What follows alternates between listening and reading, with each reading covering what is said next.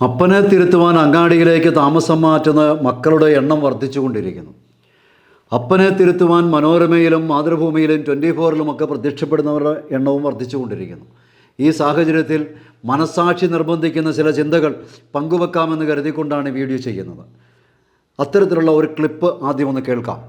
ശരി ഫാദർ അജയ്, ഇപ്പോൾ ഇതിൽ റെമിജിയോസ് ഇഞ്ചനാനിയിൽ പറഞ്ഞിരിക്കുന്നത് ഇതാണ്: സഭാ നിയമം അനുസരിക്കാൻ താല്പര്യമില്ല എന്ന് ഫാദർ പറഞ്ഞിട്ടുണ്ട്, അതുകൊണ്ട് നീക്കം ചെയ്തു. എപ്പോൾ വേണമെങ്കിലും തിരികെ എത്താം. ഇതൊരു അച്ചടക്ക നടപടി സ്വീകരിക്കുമ്പോൾ സ്വാഭാവികമായി നമ്മൾ അതിൽ ഇങ്ങനെയൊക്കെയാണല്ലോ നടപടി എടുക്കുക. താങ്കളുടെ അടുത്ത നടപടി എന്താണ്? എൻ്റെ മറുപടി, ഓരോ ക്രിസ്ത്യാനിയും വിളിക്കപ്പെട്ടിരിക്കുന്നത്, അല്ലെങ്കിൽ ഓരോ വൈദികനും ഓരോ സന്യാസിയും ഒക്കെ വിളിക്കപ്പെട്ടിരിക്കുന്നത് ക്രിസ്തുവിൻ്റെ ശിഷ്യനാകാൻ വേണ്ടിയിട്ടാണ്.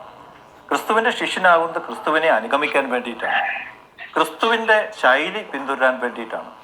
ക്രിസ്തുവിൻ്റെ ശൈലി എന്ന് പറയുന്നത് സത്യവും നീതിയുള്ള ശൈലിയാണ്, അത് സ്നേഹത്തിൻ്റെ ശൈലിയാണ്. ഇതിനെതിരെയുള്ള കാര്യങ്ങൾ വരുമ്പോൾ അത് പ്രതികരിക്കുക എന്ന് പറയുന്നത് ഒരു ക്രിസ്തു ശിഷ്യന്റെ ശൈലിയുമാണ്. ക്രിസ്തു ചെയ്തിട്ടുള്ള കാര്യം അതാണ്. ക്രിസ്തു അത് വളരെ ശക്തമായിട്ട് ചെയ്യുകയും ചെയ്തിട്ടുണ്ട്. അതുകൊണ്ട് അവിടെ കൂടിയിട്ടാണ് ക്രിസ്തുവിന് ഈ ദുരിതങ്ങളൊക്കെ ഏൽക്കേണ്ടി വന്നത്. അതുകൊണ്ട് എനിക്ക് സഭയോട്, അല്ലെങ്കിൽ എന്നോക്കെതിരെ നടപടി എടുക്കുന്ന ഇതിനുള്ളിൽ നിന്നുകൊണ്ടുള്ള പോരാട്ടം തുടരും എന്നുള്ളതാണോ? തീർച്ചയായിട്ടും. ഞാനൊരു കത്തോലിക്കനാണ്, അതിൽ ഞാൻ അഭിമാനിക്കുന്നു. ഒരു ക്രിസ്ത്യാനിയായാൽ ഞാൻ അഭിമാനിക്കുന്നു. ഈ സഭാംഗമായതിൽ അഭിമാനിക്കുന്നു. ഈ സഭയിൽ നിന്നുകൊണ്ട് തന്നെയായിരിക്കും എൻ്റെ പോരാട്ടം, അല്ലാതെ സഭയിൽ നിന്ന് പുറത്തു പോയിക്കൊണ്ടല്ല. ഒരു പുരോഹിതനായി തുടർന്നുകൊണ്ട് തന്നെയായിരിക്കും. പക്ഷേ അച്ചടക്ക ലംഘനം നടത്തിക്കൊണ്ട് ഇതിൽ തുടരുന്നത് ന്യായമല്ലല്ലോ ഫാദർ. ഇവിടെ മുമ്പ് സൂചിപ്പിച്ച ഒരു കാര്യം, ഞാൻ എന്തുകൊണ്ട് അങ്ങനെ ഒരു അച്ചടക്ക ലംഘനം നടത്തി എന്നതിനെ പറ്റി കൂടി നമ്മൾ ചർച്ച ചെയ്യേണ്ടതാണ്. അന്ന് അവിടെ മുൻകൂട്ടി ഞാൻ പറഞ്ഞിരുന്നെങ്കിൽ ഇങ്ങനെയുള്ള ചതിപ്രയോഗങ്ങൾ ഈ സഭയിൽ ഉണ്ടാകുമായിരുന്നു. നമുക്ക് ഒരു പരിഷ്കർ സമൂഹത്തിൽ പറയാൻ പറ്റിയ കാര്യമാണോ? അല്ലെങ്കിൽ ആ സമൂഹത്തിലെ അംഗങ്ങൾക്കെതിരെ പല രീതിയിലുള്ള കാര്യങ്ങൾ നടക്കുന്നു, അതൊന്നും ശരിയായിട്ടുള്ള കാര്യമല്ല. അപ്പൊ എൻ്റെ ഈ അച്ചടക്ക ലംഘനം ഉണ്ടായതിന്റെ കാരണം എന്തുകൊണ്ടാണെന്നാണ് സഭ ഇനി പരിശോധിക്കേണ്ടത്. അല്ലെങ്കിൽ എന്നെ പോലെയുള്ള ആളുകൾ എന്തുകൊണ്ട് ഇങ്ങനത്തെ കാര്യങ്ങൾ ചെയ്യുന്നു, അല്ലെങ്കിൽ ഇങ്ങനെ പുതിയ ചോദ്യങ്ങൾ ഉന്നയിക്കുന്നു. ഈ ചോദ്യങ്ങൾക്ക് ഉത്തരം നൽകിയാൽ തന്നെ സഭയ്ക്ക് വലിയൊരു നന്മയുണ്ടാകും. ഒരുപക്ഷെ എനിക്ക് വ്യക്തിപരമായ ഉപദ്രവം ഉണ്ടായാലും സഭയ്ക്ക് നന്മയുണ്ടായാൽ ഞാൻ സന്തോഷവാനാണ്. ശരി, നന്ദി. ഇവിടെ ഈ മാധ്യമപ്രവർത്തകർ ചോദിച്ച അതേ ചോദ്യം തന്നെയാണ് ഇത്തരത്തിൽ ചിന്തിക്കുന്ന എല്ലാവരോടും എനിക്കും ചോദിക്കുവാനുള്ളത്. ഒരു ചട്ടക്കൂടിനുള്ളിൽ നിൽക്കുമ്പോൾ അതിൻ്റെ ചട്ടവട്ടങ്ങൾ അനുസരിക്കണ്ടേ എന്നാണ് മാധ്യമപ്രവർത്തകർ ചോദിക്കുന്നത്. മറുപടിയായിട്ട് ഇവിടെ ബഹുമാനപ്പെട്ട അച്ഛൻ പറയുന്നത് ക്രിസ്തു ശിഷ്യനാകാനുള്ള വിളിയാണ് ഒരു ക്രിസ്ത്യാനിക്കുള്ളത് എന്ന്. എല്ലാ ക്രിസ്ത്യാനികൾക്കും ഒരേ വിളിയല്ല എന്നുള്ളതാണ് മറ്റൊരു യാഥാർത്ഥ്യം. ഭാരതീയരായിരിക്കുന്ന നമ്മൾ ഭാരതത്തോട്, നമ്മുടെ രാഷ്ട്രത്തോടുള്ള വിളി നമ്മൾ സ്വീകരിക്കുന്നത് കർഷകരെന്ന രീതിയിലാകാം, പട്ടാളക്കാരെന്ന രീതിയിലാകാം, പോലീസുകാരെന്ന രീതിയിലോ മറ്റുദ്യോഗസ്ഥരെന്ന രീതിയിലോ രാഷ്ട്രീയക്കാരോ വിവിധങ്ങളായ രീതിയിലാണ് നമ്മൾ ഭാരതത്തോടുള്ള നമ്മുടെ കടമകൾ നിറവേറ്റിക്കൊണ്ടിരിക്കുന്നത്. ആ ഓരോന്നിനും ഓരോ ചട്ടക്കൂടുണ്ട്. ഇപ്പോൾ 24-ൽ വന്നിരിക്കുമ്പോൾ 24-ൻ്റെ മാധ്യമപ്രവർത്തകയ്ക്ക് ആ 24-ൻ്റെ ചട്ടക്കൂടുണ്ട്. അതിഷ്ടമല്ല എങ്കിൽ മാന്യമായി അപ്പുറത്തേക്ക് പോവുക എന്ന്. അതിലായിരിക്കുമ്പോൾ 24 പറയുന്ന എല്ലാ കാര്യങ്ങളും അനുസരിക്കുകയും അനുഷ്ഠിക്കുകയും ചെയ്യണം. അത് പറ്റിയാലെങ്കിൽ 24-ൽ ഇരുന്നു കൊണ്ട് മനോരമ പറയുന്ന പോലെ ചെയ്യാൻ പറ്റുമോ? പറ്റിയല്ല. മനോരമയിൽ ഇരുന്നു കൊണ്ട് 24 പറയുന്ന പോലെ ചെയ്യാൻ പറ്റുമോ? പറ്റിയല്ല. ലോകത്തിൽ ദൈവം സ്ഥാപിച്ച ക്രമങ്ങളെ നിലനിർത്തിക്കൊണ്ട് വേണ്ടേ നമ്മൾ നവീകരണങ്ങൾ നടത്തുവാൻ. മറ്റൊന്നാണ് ഈ പ്രവാചക പട്ടം എന്ന് പറയുന്നത് ഒരിക്കലും എടുത്തണിയേണ്ട ഒന്നല്ല. സാമൂഹ്യ പരിഷ്കർത്താവ്, നാളെ മുതൽ ഞാൻ സാമൂഹ്യ പരിഷ്കർത്താവ് ആയേക്കാമെന്ന് തീരുമാനിച്ചാൽ നാട്ടുകാർ അംഗീകരിക്കില്ല, രാഷ്ട്രം അംഗീകരിക്കില്ല. എൻ്റെ സംശുദ്ധമായ ജീവിതത്തിലൂടെയും നല്ല പ്രവർത്തികളിലൂടെയും കാലങ്ങൾ കൊണ്ട് തെളിയിക്കേണ്ടതാണ്. ഒരുപക്ഷെ ജീവിതത്തിന് ശേഷമായിരിക്കും ഒരു സാമൂഹിക പരിഷ്കർത്താവ് അംഗീകരിക്കപ്പെടുക. എന്ന് പറഞ്ഞതുപോലെ പ്രവാചക ദൗത്യം എന്ന് പറയുന്നത് ദൈവം നൽകേണ്ടതാണ്. അത് മനോരമയിലൂടെയും മാതൃഭൂമിയിലൂടെയും 24-ലൂടെയും പൂവണിയപ്പെടുന്ന ഒന്നല്ല. ത്യാഗപൂർവമായ ജീവിതത്തിലൂടെയാണത് ഫലപ്രാപ്തിയിലെത്തുക. സഭയെ നവീകരിച്ചവരാണല്ലോ മദർ തെരേസയും ചാവറയച്ചനുമൊക്കെ. അപ്പോൾ അവരുടെ വഴികൾ നമ്മുടെ മുമ്പിലുണ്ട്. എങ്ങനെയാണ് സഭയെ നവീകരിക്കേണ്ടത്, കുടുംബത്തെ എങ്ങനെയാണ് നവീകരിക്കേണ്ടത്? അപ്പനോട് വഴക്കുണ്ടാക്കിക്കൊണ്ടല്ല, മാന്യമായി വിവാഹം കഴിച്ച് മറ്റൊരു കുടുംബമുണ്ടായി അപ്പൻ്റെ മുമ്പിൽ മാന്യമായി ജീവിച്ച് കാണിച്ചുകൊണ്ട് തിരുത്താൻ പറ്റും. അതല്ലാത്ത രീതിയിൽ അപ്പനെ ചൂണ്ടിക്കാണിക്കാം, ഇന്ന കാര്യങ്ങൾ ശരിയല്ല, നിലപാടുകൾ ശരിയല്ല എന്ന് പറഞ്ഞ് നമുക്ക് തിരുത്താൻ പറ്റും. പക്ഷേ ആ തിരുത്തുമ്പോഴും വീടിനെ നശിപ്പിച്ചുകൊണ്ട് തിരുത്തിയാൽ ലോകം കാത്തിരിക്കുന്നത് രണ്ട് കാര്യങ്ങൾ തകർന്നു കാണാനാണ്: ദൈവം സ്ഥാപിച്ച സഭയും കുടുംബവും. ഈ രണ്ട് കാര്യങ്ങൾ ചുവരുണ്ടെങ്കിലേ നമുക്ക് ചിത്രം എഴുതാൻ പറ്റുകയുള്ളൂ. ഞങ്ങളൊക്കെ സമാധാനത്തിൽ ജീവിക്കുന്നത് ഞങ്ങളുടെയൊക്കെ കുഞ്ഞുങ്ങൾ പഠിക്കാൻ പോകുന്നിടത്ത്, ജോലി ചെയ്യാൻ പോകുന്നിടത്ത് ഒരു സഭാ സംവിധാനം ഉണ്ടെന്നുള്ളതായ ഒരാശ്വാസമുണ്ട്. അതിനെ തകർക്കരുതേ എന്നാണ് ഇത്തരത്തിൽ അങ്ങാടിയിൽ തിരുത്താനിറങ്ങുന്ന എല്ലാവരോടും ഞങ്ങൾക്ക് പറയുവാനുള്ളത്. കാരണം മനുഷ്യൻ ബലഹീനനാണ്. ബലഹീനനായ മനുഷ്യനെ പിടിച്ചു നിൽക്കുവാൻ ചട്ടക്കൂട് ആവശ്യമുണ്ട്. അല്ലെങ്കിൽ ലോകത്ത് നിയമമൊന്നും ആവശ്യമില്ലായിരുന്നല്ലോ, എല്ലാവർക്കും അറിയാമല്ലോ ഈ നിയമങ്ങളൊക്കെ. പോലീസിനും പട്ടാളത്തിൻ്റെ ആവശ്യമില്ല, മാന്യമായിട്ട് ജീവിച്ചാൽ പോലെ. അത്യാവശ്യം 21-ാം നൂറ്റാണ്ടായി, സാക്ഷരതയുണ്ട്. പ്രത്യേകിച്ച് കേരളത്തിലൊന്നും ഒരാവശ്യവുമില്ല. പക്ഷേ നോക്കിക്കേ, ഓരോ ദിവസവും സമ്പൂർണ്ണ സാക്ഷരത ഉണ്ടായിട്ടും ഇവിടെ ക്രമസമാധാനം നഷ്ടപ്പെട്ടുകൊണ്ടിരിക്കുകയാണ്. അപ്പോൾ ഭൗതിക തലത്തിൽ പോലും മനുഷ്യന് സാമാന്യ മര്യാദയ്ക്ക് നിയമം വേണമെങ്കിൽ ആത്മീയ തലത്തിൽ സംവിധാനം എത്രയോ അത്യന്താപേക്ഷിതമാണ്. നിങ്ങൾ തിരുത്താൻ ശ്രമിക്കുന്നത് സംവിധാനങ്ങളെയാണ്, സഭയെ അല്ല. ഈ ഒരു വ്യത്യാസം പലപ്പോഴും ഈ പ്രവാചക ദൗത്യം സ്വയം എടുത്ത് അണിയുന്നവർക്ക് മനസ്സിലാകുന്നില്ല എന്നുള്ളതാണ്. തിരുത്തുന്നത് സംവിധാനത്തെയാണ്. സംവിധാനത്തെ തിരുത്താൻ ശ്രമിക്കുന്നവരോട് തിരുവചനത്തിൽ നിന്നൊരു വചനഭാഗം വായിക്കാം. ശിഷ്യന്മാരുടെ സംഖ്യ വർദ്ധിച്ചു കൊണ്ടിരുന്നു. അക്കാലത്ത് പ്രതിദിനമുള്ള സഹായ വിതരണത്തിൽ തങ്ങളുടെ വിധവകൾ അവഗണിക്കപ്പെടുന്നുവെന്ന് ഗ്രീക്കുകാർ ഹെബ്രായർക്കെതിരെ പിറുപിറുത്തു. അപ്പസ്തോലന്മാരുടെ കാലത്തു തന്നെ സംവിധാനത്തിൽ അപാകതകളുണ്ട്. അത് അപ്പസ്തോലന്മാരുടെ കുഴപ്പം കൊണ്ടല്ല, ഇത് സ്വാഭാവികം. ഇത് വളർന്നു, സംഖ്യ വർദ്ധിച്ചു, സഭ വലിയ സംവിധാനമായി മാറി. അപ്പോൾ സ്വാഭാവികമായി അതിൻ്റെ കുറവുണ്ടാകും. ഒരാൾ നിൽക്കുന്നില്ല, ഭാര്യയും ഭർത്താവും കുഞ്ഞുങ്ങളും അടങ്ങുന്ന കുടുംബത്ത് പല രീതിയിലുള്ളതായ കുറവുകളുണ്ടാകും. അത് സ്വാഭാവികമാണ്. അപ്പോൾ അതിൻ്റെ അർത്ഥം വിമർശിക്കേണ്ടെന്നോ തിരുത്തണ്ടെന്നോ അല്ല. അപ്പോൾ അപ്പസ്തോലന്മാരുടെ കാലത്ത് തന്നെ ഇത് നമുക്ക് കാണാൻ സാധിക്കും. ഇനി പത്രോസ് അപ്പസ്തോലൻ ഹെബ്രായരുടെ സമ്മർദ്ദത്തിന് വഴങ്ങുമ്പോൾ പൗലോസ് അപ്പസ്തോലൻ പത്രോസ് അപ്പസ്തോലനെ തിരുത്തുന്നുണ്ട്. പക്ഷെ തിരുത്തിയ പൗലോസ് അപ്പസ്തോലൻ പറയുകയാണ്, 13 വർഷങ്ങൾക്ക് ശേഷം ഞാൻ ജെറുസലേം വരെ പോയി. ഞാൻ ഓടിയതും ഓടിക്കൊണ്ടിരിക്കുന്നതും വെറുതാവിലാകാതിരിക്കുന്നതിന് വേണ്ടി ഞാൻ ജെറുസലേം വരെ പോയി. നേതൃസ്തംഭങ്ങളായി പരിഗണിക്കപ്പെടുന്ന കേപ്പായും യാക്കോവും അവരുടെ ശുശ്രൂഷയുടെ വലതുകരം എനിക്ക് നീട്ടി തന്നു. നോക്കി, വിമർശിച്ചവൻ അടുത്ത് ചെന്നപ്പോൾ ശുശ്രൂഷയുടെ വലതുകരം നീട്ടിക്കൊടുത്തു. അപ്പോൾ വിമർശനങ്ങൾ വേണ്ട എന്നുള്ളതല്ല, ഏത് മനോഭാവത്തോടെ വിമർശിക്കുന്നുവെന്നുള്ളതാണ് ഒന്ന്.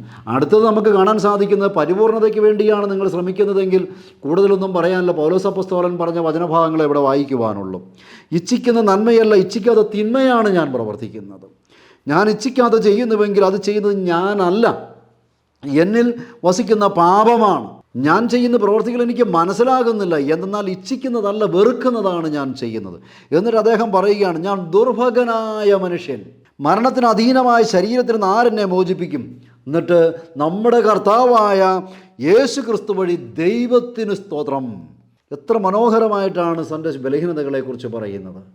2 കൊരിന്ത്യർ 12-ാം അധ്യായത്തിൻ്റെ 5ഉം 7ഉം തിരുവചനങ്ങൾ നമുക്ക് വീണ്ടും വായിക്കാൻ പറ്റും. ഞാൻ അഭിമാനിക്കുന്നുവെങ്കിൽ എൻ്റെ ബലഹീനതകളെക്കുറിച്ചാണ് അഭിമാനിക്കുക. മറ്റൊന്ന് പറയുകയാണ്, എൻ്റെ കുറവ് പരിഹരിച്ച് കിട്ടുന്നതിന് വേണ്ടി ഞാൻ 3 പ്രാവശ്യം പ്രാർത്ഥിച്ചു. പക്ഷേ കർത്താവ് പറഞ്ഞു, നിനക്ക് എൻ്റെ കൃപ മതി. എന്നാൽ തൻ്റെ കുറവും മുള്ളുമുള്ളത് കൊണ്ട് ഇനി സുവിശേഷം പറയണ്ട എന്ന് പൗലോസ് അപ്പോസ്തലൻ വെച്ചില്ല. ആ കുറവിൽ എളിമപ്പെട്ടുകൊണ്ട് അദ്ദേഹം മുമ്പോട്ട് പോവുകയാണ്. അപ്പോൾ അപ്പസ്തോലന്മാരിൽ പോലും കാണാത്ത, ആദിമ സഭയിൽ പോലും കാണാത്ത പരിപൂർണതയ്ക്ക് വേണ്ടിയുള്ളതായ, പരിശുദ്ധിക്ക് വേണ്ടിയുള്ള പരിശ്രമത്തിൽ അനേകർ കാലുതട്ടി വീഴുന്നുണ്ട്. വിശുദ്ധ കുരിശിൻ്റെ യോഹന്നാൻ പിതാവ് പഠിപ്പിച്ച കാര്യം ഓർത്തു പോവുകയാണ്. വിശുദ്ധി വേണ്ടത് നിന്നിലാണ്, പുണ്യങ്ങൾ വേണ്ടത് നിന്നിലാണ്, കാർക്കശ്യം അധികാരികളിൽ കാണപ്പെടട്ടെ. പലപ്പോഴും നമ്മൾ വഞ്ചിക്കപ്പെടുകയാണ്. എല്ലാവരും ഈ നവീകരിക്കാൻ ഇറങ്ങുന്നവരെ, മനോരമയിലും മാതൃഭൂമിയിലും അല്ലാതെയുമൊക്കെ നവീകരിക്കാൻ ഇറങ്ങുന്നവരെല്ലാം തന്നെ ആരും തന്നെ മോശക്കാരൊന്നുമല്ല. ഇപ്പോൾ നമുക്കറിയാം, ഇപ്പോൾ കുർബാന സംബന്ധിച്ചൊക്കെ പറയുമ്പോൾ കാണാൻ പറ്റുന്നില്ല എന്ന് പറയാം. ഒട്ടുമിക്ക പള്ളികളിലും വലിയ തൂണുകളുണ്ട്. ആ തൂണുകളുടെ സൈഡിലിരിക്കുന്നത് വല്ലതും കാണുന്നുണ്ടോ?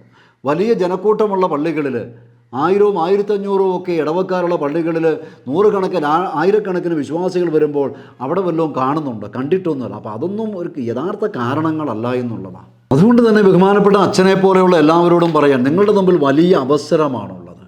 നിങ്ങൾ ഈ സഭയെ നവീകരിക്കാനാണെങ്കിൽ എന്താണ് തെറ്റുപറ്റിയതെന്ന് കൃത്യമായി പറയുകയും ആ വ്യക്തിക്കെതിരെ സഭാ സംവിധാനങ്ങളിൽ നിയമ നടപടികൾ സ്വീകരിക്കുക.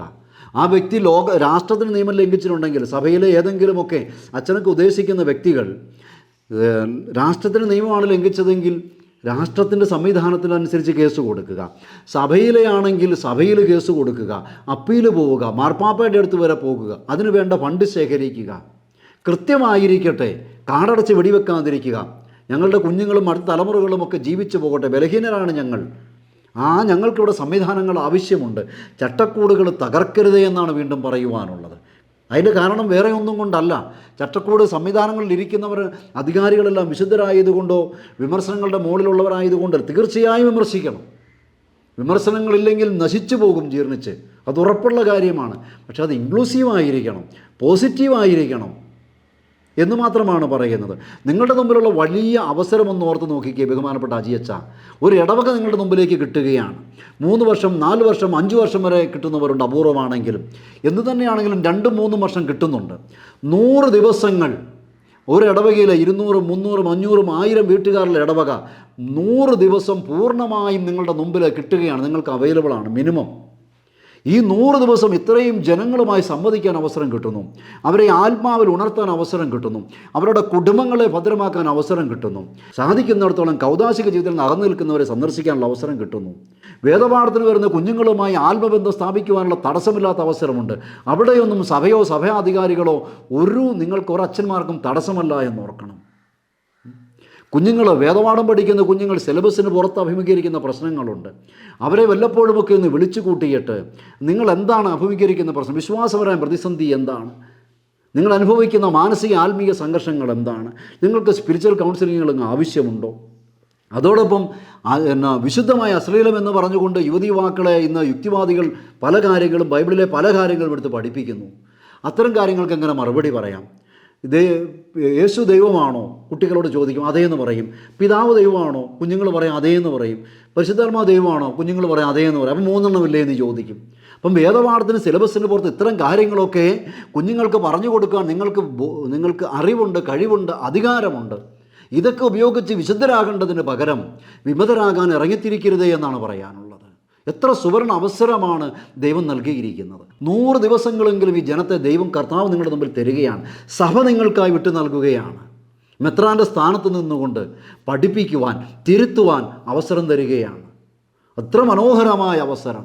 അപ്പോൾ ഇതൊക്കെ നഷ്ടപ്പെടുത്തിക്കൊണ്ട് കവലകളിൽ മനോരമയിലും മാതൃഭൂമിയിലേക്കുമൊക്കെ ഇറങ്ങിത്തിരിക്കുമ്പോൾ നഷ്ടപ്പെടുന്നത് ഞങ്ങളുടെ മക്കൾക്ക് തന്നെയാണ് നഷ്ടമുണ്ടാകുന്നത്.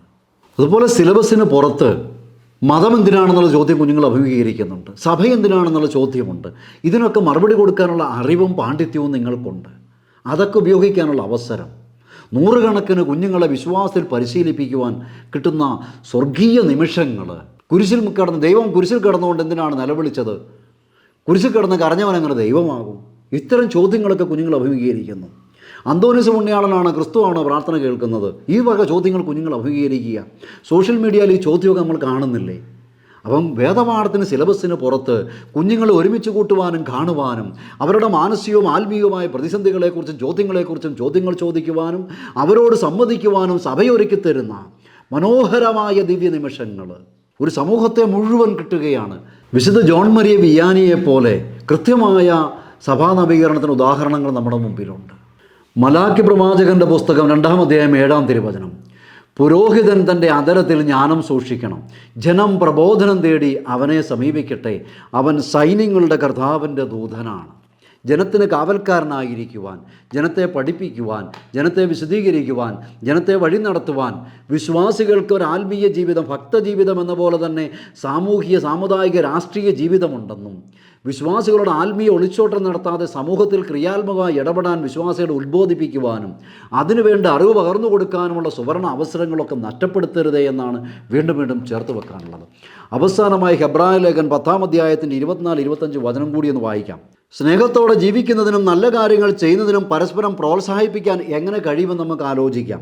സ്നേഹിക്കാനും പുണ്യപ്രവൃത്തികൾ ചെയ്യാനും നമുക്ക് ശ്രമിക്കാം. എന്നിട്ട് പറയുന്നതാണ്, ചിലർ സാധാരണയായി ചെയ്യാറുള്ളത് പോലെ നമ്മുടെ സഭായോഗങ്ങൾ നാം ഉപേക്ഷിക്കരുത്. സഭായോഗങ്ങളിൽ വിട്ടുനിന്നുകൊണ്ട് അങ്ങാടിയിലേക്ക് പോയി അപ്പനെ നവീകരിക്കുന്നത് കൊണ്ട് എന്തർത്ഥമാണുള്ളത്? മാത്രമല്ല, ആ ദിനം അടുത്തു വരുന്നത് കാണുമ്പോൾ നിങ്ങൾ പരസ്പരം കൂടുതൽ പ്രോത്സാഹിപ്പിക്കണം. ഒറ്റപ്പെട്ടു പോയാൽ വീണു പോകുമെന്നുള്ളതാണ്. അതുകൊണ്ട് സഭയും സംവിധാനവും ഒരേപോലെ നിലനിൽക്കേണ്ടതാണ്. സംവിധാനത്തിൽ കുറവുകൾ ഉണ്ടാകും, അതിനെ വിമർശിക്കണം, തിരുത്തണം, എല്ലാം അത്യന്താപേക്ഷിതമാണ്. കാരണം സംവിധാനങ്ങളെ വിശദീകരിക്കുന്നില്ലെങ്കിൽ സ്വാഭാവികമായും ഇവിടെ ബഹുമാനപ്പെട്ട അച്ഛൻ പറയുന്ന പോലെ ജീർണതയുണ്ടാകും. അതുകൊണ്ട് വിമർശിക്കണ്ട എന്നല്ല പറയുന്നത്, മറിച്ച് ഏത് രീതിയിൽ, ഏത് മനോഭാവത്തോടെ വിമർശിക്കുന്നുവെന്നുള്ളതും എവിടെ വിമർശിക്കുന്നുവെന്നുള്ളതും മാത്രമേ സംശയമായി നിലനിൽക്കുന്നുള്ളൂ. അതുകൊണ്ട് ഈ സഭയെന്ന് പറയുന്നത് ഞങ്ങൾക്കും ഞങ്ങളുടെ തലമുറകൾക്കും ആവശ്യമുണ്ട്. അത് നിലനിൽക്കേണ്ടത് തന്നെയാണ്. ദൈവത്താൽ സ്ഥാപിതമായ കുടുംബവും സഭയും എന്നും നിലനിൽക്കട്ടെ എന്നും സ്നേഹവും കാരുണ്യ പ്രവൃത്തികളും വേണം, ഒപ്പം സഭാ സമ്മേളനങ്ങളും വേണമെന്ന് ഹെബ്രായ ലേഖനം നമ്മെ പഠിപ്പിക്കുന്നുണ്ട്. നമ്മുടെ കർത്താവ് ദേവാലയത്തിൽ ചാട്ടവാറെടുക്കുന്നുണ്ട്. വെള്ളയടിച്ച കുഴിമാടങ്ങളെ എന്ന നേതൃത്വങ്ങളെ ശക്തവും നിശിതമായി വിമർശിക്കുന്നുണ്ട്. എന്നാൽ അതേ കർത്താവ് തന്നെ പറയുകയാണ്, നീ നിന്നെ തന്നെ പോയി പുരോഹിതർക്ക് കാണിച്ചു കൊടുക്കുക. നിയമജ്ഞരും ഫരിസേയരും മോശയുടെ സിംഹാസനത്തിലിരിക്കുന്ന അവർ പറയുന്നവയെ അനുസരിക്കുവിൻ, എന്നാൽ അവരുടെ പ്രവൃത്തികളെ നോക്കേണ്ടതില്ല. കൃത്യമായി വിമർശിച്ചു. കുറുക്ക എന്ന അധികാരിയെ വിളിച്ചു. പക്ഷേ നികുതി കൊടുക്കണമോ എന്ന് ചോദിച്ചപ്പോൾ സീസറിനുള്ള സീസറിനും ദൈവത്തിനുള്ള ദൈവത്തിനും കൊടുക്കാൻ പറഞ്ഞു. കൃത്യമായി വിമർശിച്ച് കുരിശുമരണത്തിലേക്ക് പോയവനാണ് നമ്മുടെ കർത്താവ്. വിമർശിച്ച് വിമതരാകാനുള്ളതല്ല, വില കൊടുത്ത് വിശുദ്ധരാകാനുള്ളതാണ് ക്രിസ്തീയ വിളി എന്ന് തിരുവചനം നമ്മെ ഓർമ്മിപ്പിക്കുന്നു.